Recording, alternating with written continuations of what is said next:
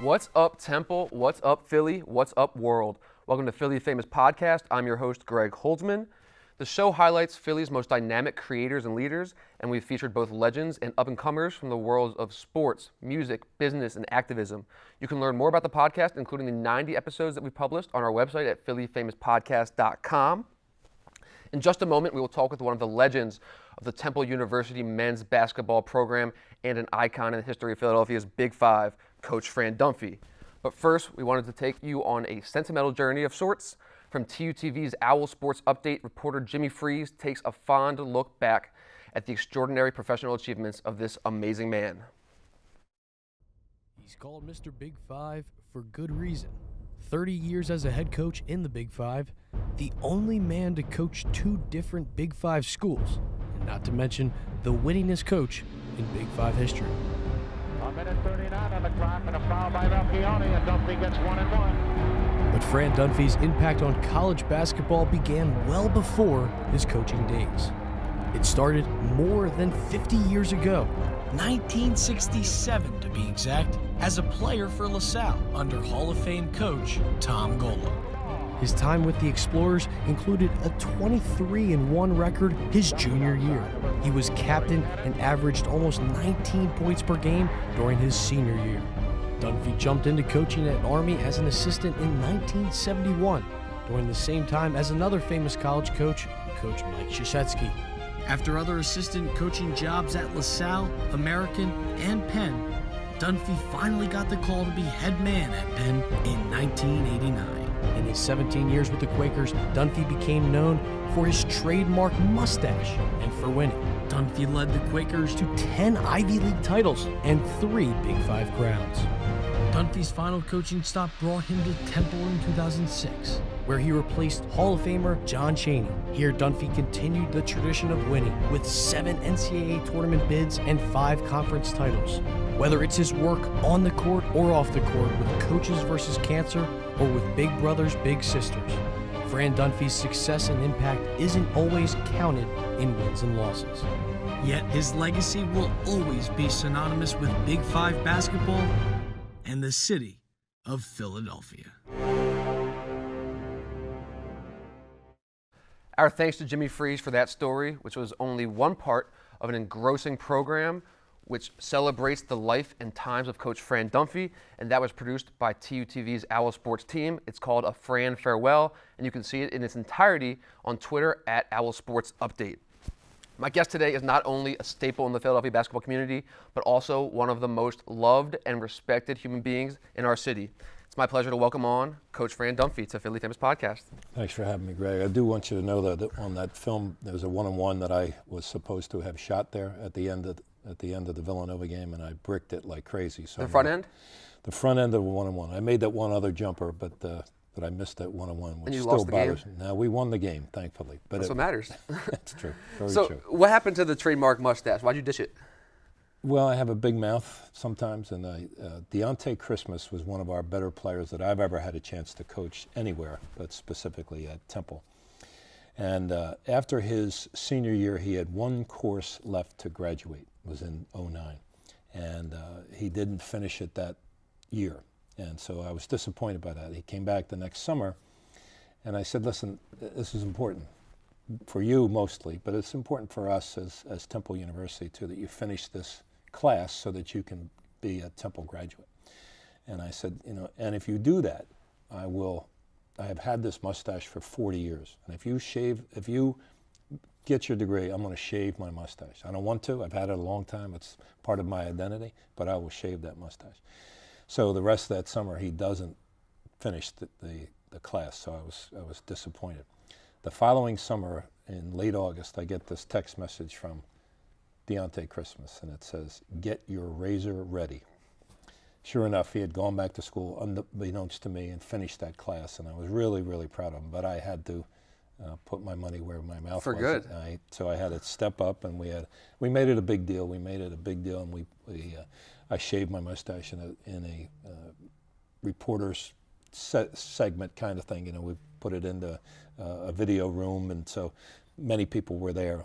And what my problem was, so Deontay's sitting where you're sitting, and I'm saying, we're making this about me shaving my mustache. This is all about Deontay Christmas. Number one, being first person in his family to graduate, to succeeding in a wonderful opportunity that Temple gave him, and he's now a graduate.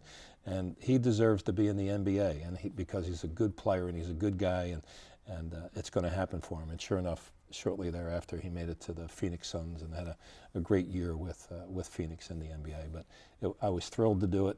And then somebody said to me, right after I had done it, you look so much younger and so much thinner. So I had no chance of ever getting it back, with the exception of every November I do it for prostate cancer, Movember, no shave Movember, and I look pretty ratty at the end of the month, so I can't wait to get rid of it. Well, beyond Deontay Christmas, who are some of your other favorite relationships with former players?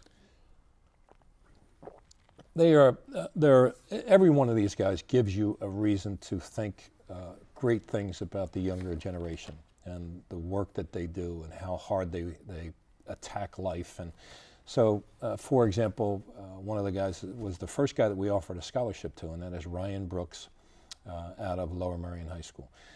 Ryan stays in touch. He's doing terrific work over the last 10 years since he's left Temple. And those kind of relationships you can't replace. TJ DeLeo, Rallier, Hollis Jefferson, all these, I could go on and on. Lavoy Allen, what he accomplished as a collegiate basketball player here at Temple was extraordinary. And so I'm constantly hearing from these guys, and it makes me really feel good. Obi Echionia. Only 1 year out. Yeah, he sent me a couple of really nice text messages. Sergio he's going to get married this summer, has invited me to Spain to his wedding. So all those things happen to everybody, one of us in the coaching profession. So it's what drives you. These relationships drive you. Well, it's now been about 3 weeks since your coaching tenure at Temple came to an end. What have the last few weeks been like for you? Have you been reflecting more than usual? I don't think I've had a great chance to reflect yet. I've been pretty busy doing a lot of little things, to include going to Minneapolis for the Final Four, first couple days of the Final Four. That was fun as well, just to see a lot of different folks. And I'm pretty active in our Coaches versus Cancer program, so we had a meeting about that as well, about how we can do better in that regard. There's a lot of charity work. I've talked to a number of people on Temple's campus about what I'm going to do teaching-wise as well in the near future. So all of those things are awesome. They're fun to do.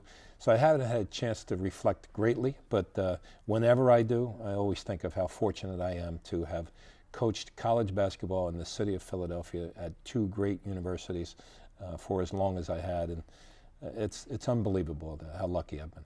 Well, you've been a staple in the Big Five community for, like you said, a very long time. How, if at all, has the game taken on new meanings for you now than maybe it was different when you either were a player or first started coaching? How does the game mean anything different to you? Well, I don't know that the game is a lot different. I think the other thing that drives you so much is the competition. You just want your team to do as well as they can every night out that you get an opportunity to play. So that's always the driving force. How well prepared are our guys? If you feel like you have prepared them, then you feel good when you go to bed at night. If you feel like you've missed something, then that's a sleepless night for sure. But I think the game itself is the same. There are some subtle differences. Three-point shooting is obviously a big part of what it is we do now. Running the floor, more possessions, all those things we talk about. The analytics have changed the game somewhat. But the kids are still the same. They still just want to be coached. Some of them a little differently than maybe some others. But that's what they want, and you want that competition. I think the things that have changed are the social media has changed a lot of things that go on these days. There's a lot more outside influences out there. I worry about that for our young student athletes. I don't want them to be troubled by the social media so much. Just do the best you can every single day. There's going to be some people that like you, some that do not. But do your work and give every ounce of energy you can to being the best. First of all, be the best person you can be the best student when you get to class, and be the best basketball player, and most of all, be the best teammate you can be. Has your philosophy for developing young people evolved over time, or has it pretty much remained the same? I think the foundations are the same, but I think your approach certainly differs. Back when you're younger and you're not as wise as you typically get when you get a little bit older, these are the rules and this is the way it's going to be. Well, the rules change, and you treat people fairly, but you don't treat them the same all the time. You pick your battles sometimes. But so that part of it has changed. You allow some things to go today that you may not have allowed to go 15 years ago. But you're constantly talking to these guys, and I want them to find somebody on the staff. It could be me, but it could be any one of the staff of people that you have that they feel comfortable with, that they can go to and they can talk to about anything that's going on, whether it's their academic life, their personal life, their basketball world, what's going on, and let's get you to be the best that you can be. Well, from the standpoint of a coach and as a teacher, you've been working with kids for a while now. In the last 20 years, how have you seen urban young people change? What new issues are they facing now that they weren't then? I know social media is probably one of them. Sure. I would say the social media piece is the most difficult one, and the AAU world is different now today than it was 15, 20 years ago. There's much more involvement, and in some ways it's been terrific. In other ways, I think I would like to see it change a little bit. But because in the end, you just want what's best for the student athlete versus anybody else who's on the periphery here. It's not about you. It's about this young man in my world who has a great opportunity to be the best basketball player he can be, to maybe change his life, to change his family's life. Let's have that be the driving force of the recommendations we have for all these guys. But again, we're all on teams. You're on a team at home. You're on a team at Temple University. I'm coaching a team. The team has to sacrifice for the individuals sometimes. Not always, but sometimes it has to sacrifice. And we need to pay attention to that detail. So we're on the verge of naming a national champion in our world. The best team is going to win tonight. Who that's going to be, the shot that's made or the foul that's not committed, and it may come down to one team making a shot and the other team missing a shot. So the level of success or failure is the difference is so fragile that it's scary. The other night when Auburn and Virginia played, it's a 2-foot thing. If that young man doesn't invade that space for 2 feet, now maybe that's a whole different feeling and world. But that we shouldn't minimize how hard Auburn and Virginia played to try to win this game. And in the end, they're both winners. You mentioned that everything you're a part of is a team. You're a coach of Temple University men's basketball. You were. In every team that you're a part of in life, do you find yourself as the coach? Not necessarily. No, I don't. I defer to others who are more understanding of the job at hand. So in my academic world, I have other people that know more than I know, and so they're the coach. They're teaching me. I'll be honest with you, when I have been in the classroom in the last 12 years here at Temple University, I know that I have learned way more than those students have learned from me. They have taught me, I've watched, I've listened, I've learned, and it's a wonderful opportunity for me to get better every single day when I get into that classroom. So I think we can all be coaches. We can all be players in this situation, and I want to be a little bit of each. I want to help in some ways, but I also want to learn and how I can grow and get better as a teacher, as a coach, or whatever it happens to be. Well, you're a big believer in it's not about you, and that true happiness and fulfillment in life comes from doing for others. I've heard you talk about that a lot. Mm-hmm. When in your life did you realize that, and where do you think that came from? Well, I think it's probably ingrained in your family life each and every day when you get up. Our parents taught us, I have 3 siblings, and they taught us to not judge anybody, to invite everybody in, listen to their story. Everyone has a song to sing, so listen to it. And you don't have all the answers. And so we were taught that way as a family early on. And I think that probably is much of a guiding factor as anything else. And then where you go to school and the people that you choose to hang around with and who influence your life. You know, I've had great coaches and great mentors every single day that I've been alive. But I think I do a good job of taking a step back and listening to what others have to say, and thinking that I don't have all the answers. I'd like to think that I have a sense and a feel for every situation that's out there, but certainly I can learn so much more, and that's what I want for our students in the classroom, but I want for the student athletes on our basketball team as well, and for everybody that I come into contact with. Listen to what others have to say.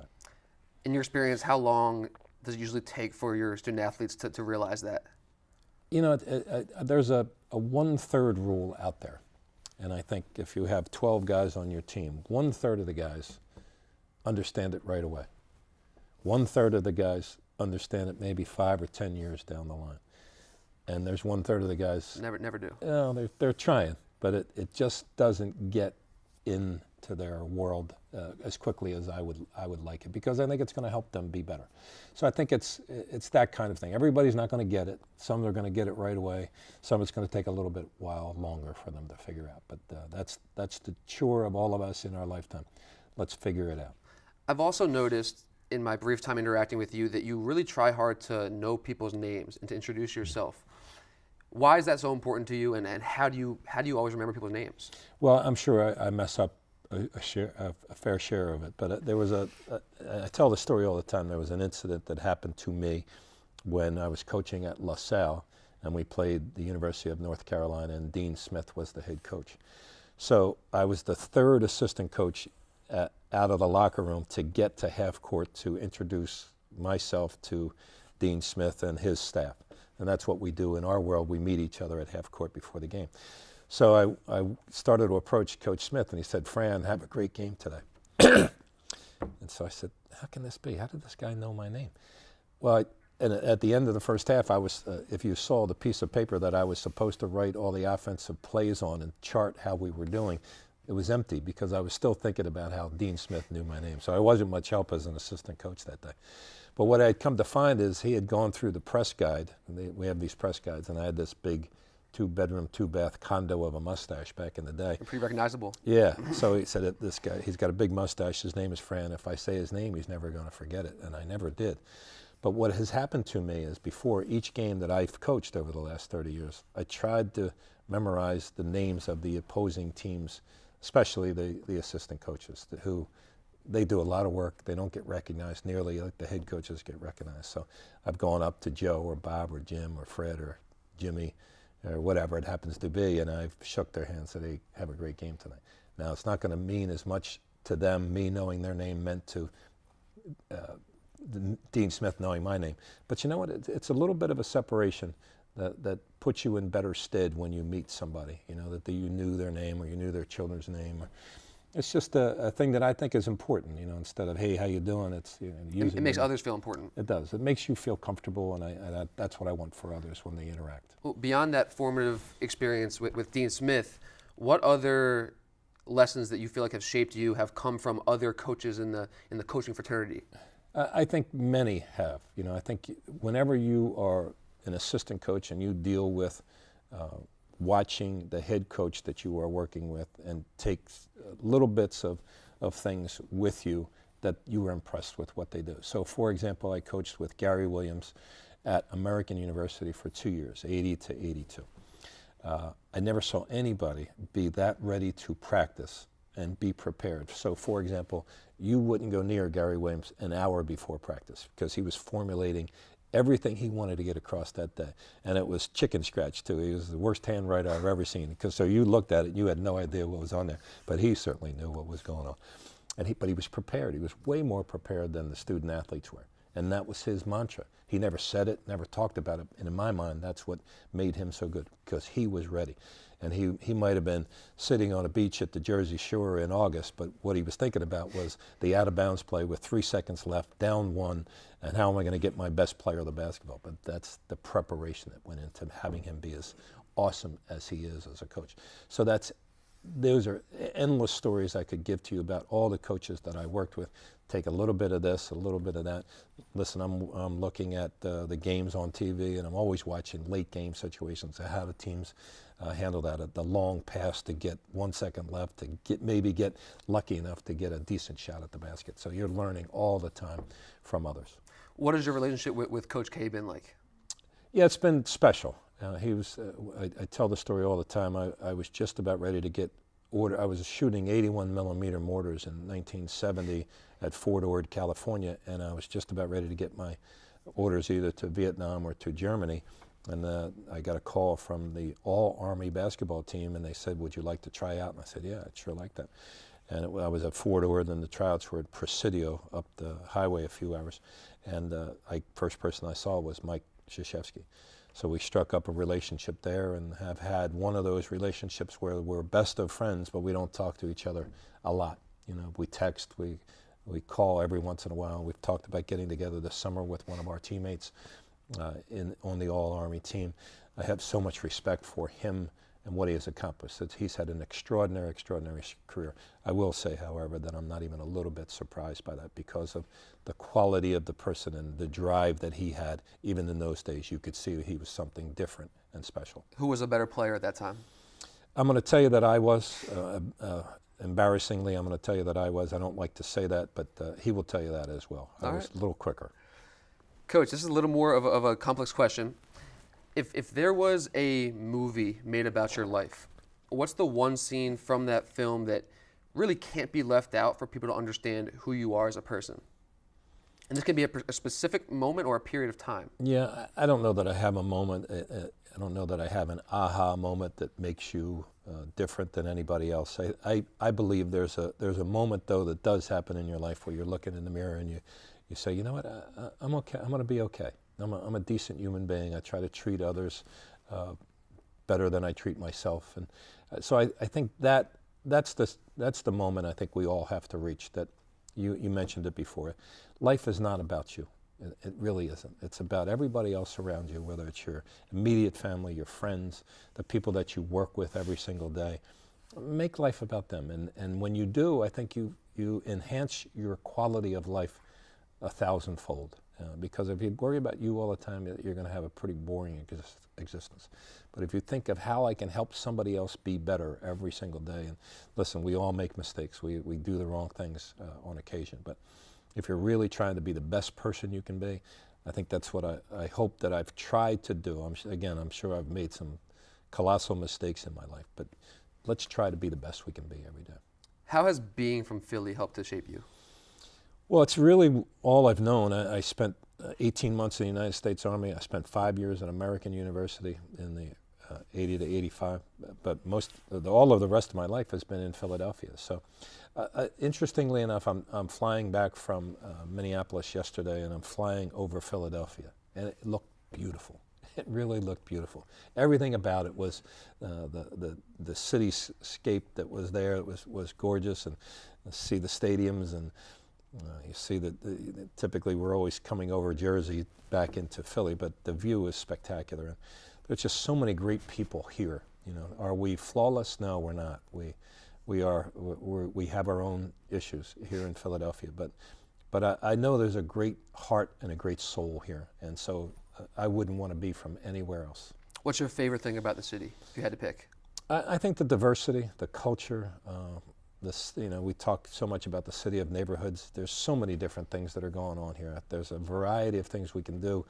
If you are a Jersey Shore person, you can get there quickly. If you're a mountains person, you can get there quickly. You can get to New York, you can get to D.C., you can get anywhere you want in the world from Philly in a moment's notice. So it's a special, special place, and I'm grateful for my life here in Philadelphia. Well, you mentioned we do have our flaws. And I know you talk a lot about multi-generational poverty and how we can solve that. What is your short answer to that question? How do we solve multi-generational poverty in the city? You know, we just have to continue to have the mindset that we can do better every single day. I worry about those that aren't given as much. I've been given so much in my lifetime. So I need to help somebody else who's not been given that opportunity. And life is not fair. That's part of the problem that we have, and you're such a victim of your circumstance so often, and we just need to help. We need to think about others as much as we possibly can. I wish I had every answer for you, Greg.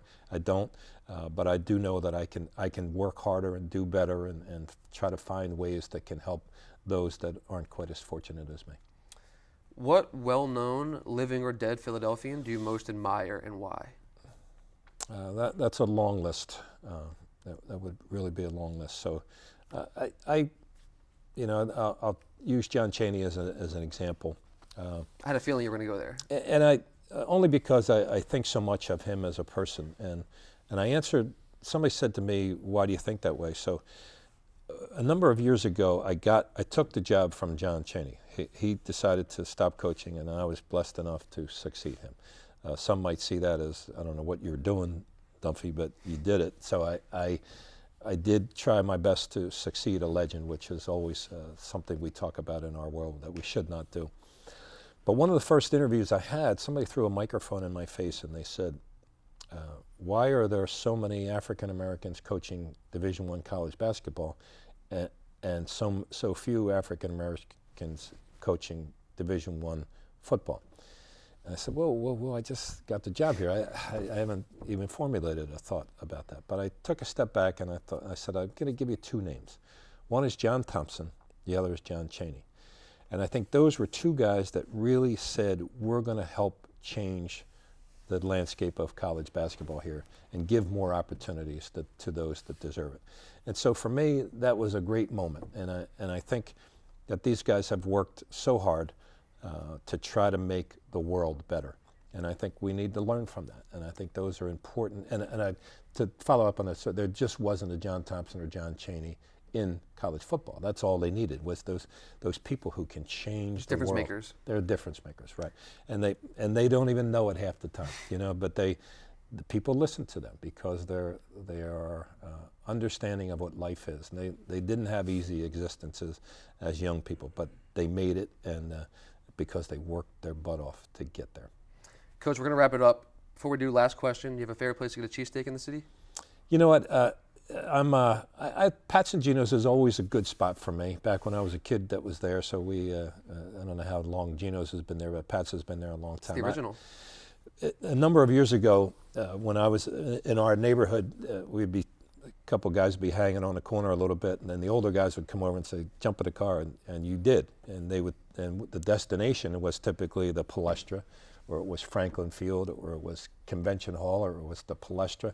And on the way, you'd go to Pat's to grab a quick cheesesteak. So that was how I grew up. That's the neighborhood I grew up in. Now, by the same token, if you were throwing rocks at a street light, they'd also say, "Come on over here. We ain't doing that. That's not how we're acting." So it was a wonderful place to grow up, and I had an older brother who guided the way a little bit for me as well.